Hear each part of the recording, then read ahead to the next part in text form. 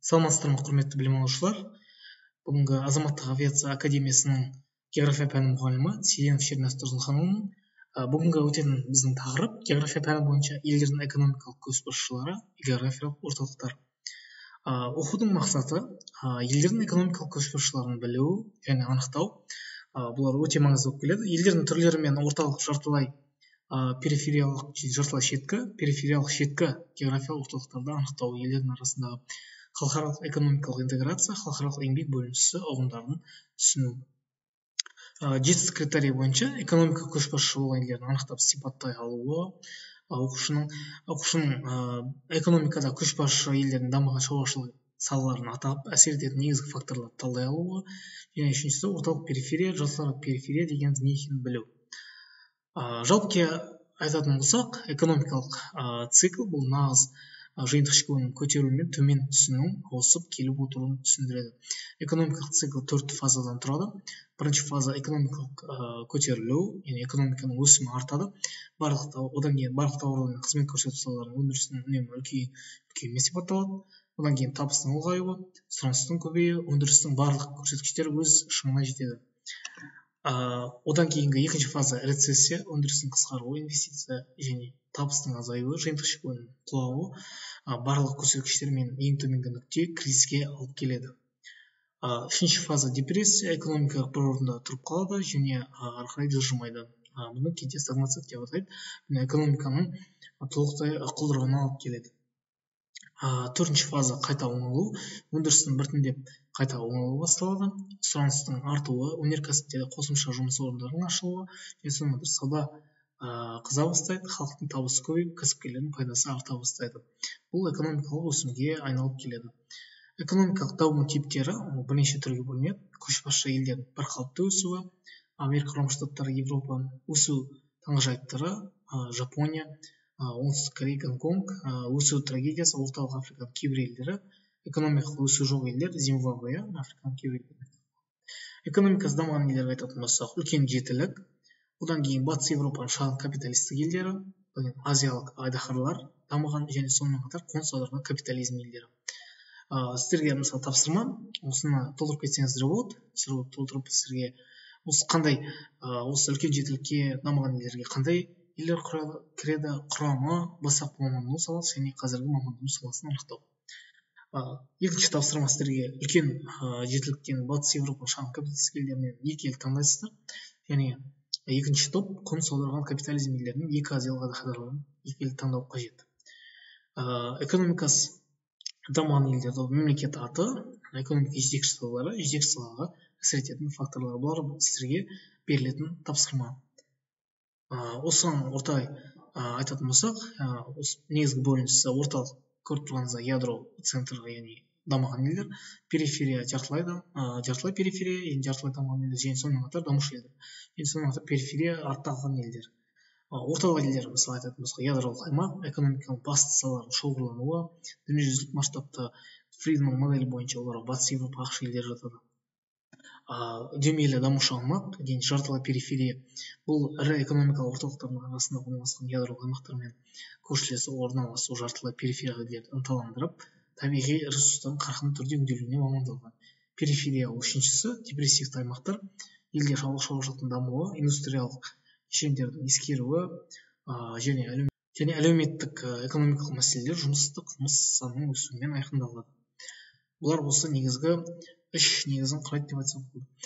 Дүниежүзі елдерінің Валерстайнның талдауына сәйкес картада көрсетілгенде ядролық жартылай периферия және периферия елдері. Бұл жерде көрсетіп тұрғандай сіздерде картада қызыл елдер, қызылмен түсіп белгіленген елдер, олар дамыған елдер, яғни ақш, Канада, Жапон, Ұлыбритания, Швеция, Норвегия, Германия, Италия, Испания, Швейцария, Исландия, Жапония сияқты, Австралия сияқты дамушы негізгі елдер болып келеді. Бұларда өндіріс күші дамыған және технология өте үлкен дәрежеде дамыған деп айтсақ болады. Жартылай периферия ол Ресей, Қытай, Үндістан, Сауд Арабиясы, Бразилия, Аргентина сияқты елдер. Периферия ол артта қалған елдер, олар ең дамушы Алжир, Египет, Судан, Перу, Иран сияқты елдер. Мысалға айтатын болсақ, сонымен қатар бір ерекшелігі Қытайдың қазіргі таңда жартылай периферияға өсіп жатқан байқауға болады. Қазіргі таңда өте айқын трансформация байқалады, яғни Қытай Халық Республикасының экономикасы алдыңғы қатарда дамыған елдердің қатарына кіреді.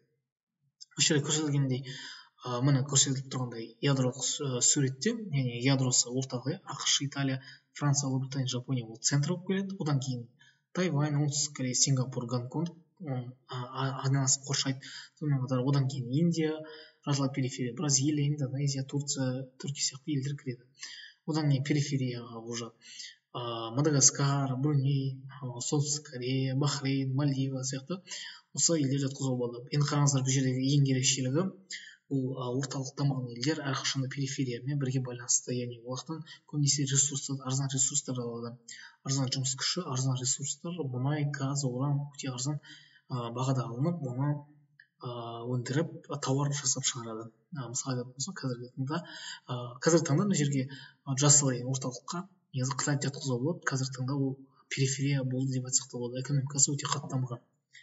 Жартылай периферия ол мұнай өндіруші елдер және өтпелі экономикадағы елдер, ядро орталық елдер 20 немесе 30-дан астам дамыған елдер кіреді.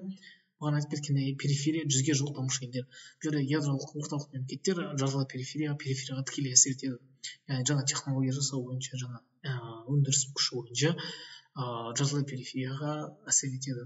Солармен байланысты ядролық орталықтың дамуы үшін ең алғаш осы жартылай периферия мен периферияның арзан жұмыс күші мен арзан энергетика күші өте маңызды рөл атқарады. Инновациялар олар орталықтан периферияға ауысып отырады. Яғни қараңыздар, периферия елдері ресурс беретін болса, орталық елдер инновация технология беріп отырады. Тапсырмасы сіздерге экономикада көшбасшы елдердің дамыған шаруашылық салаларын атап әсер ететін негізгі факторларды анықтау. Екіншісі, уақытты ұзында өсуді түсіндіретін Ростов моделін, содан кейін сыбайластықтар көмегімен кеңістіктегі дамуда ұғындыратын орталық периферия шет миральдың моделін түсіндіру. Осы сіздерге тапсырмасы. Сонымен қатар сізге қосымша айтып кетейін, мына жерде көрсетілгендей картада осы қазіргі кезде бағана айтып кеткен Қытай Халық Республикасының өндіріс күшінің даму нәтижесінде олар орталық елден осы жартылай перифериядан орталық центрге айналды десек болады. Экономикасы толықтай мықты дамыған, барлық өндіріс күші өте қарқынды мықты.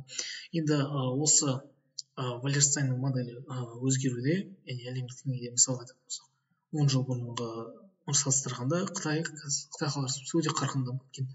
Олар енді орталық периферия, орталық центрді құрайды, және экономиканың көшбасшы елдерінің негізгі локомотиві деп те айтса болады. Назарларыңызға рахмет. Жақсы, сау болыңыздар.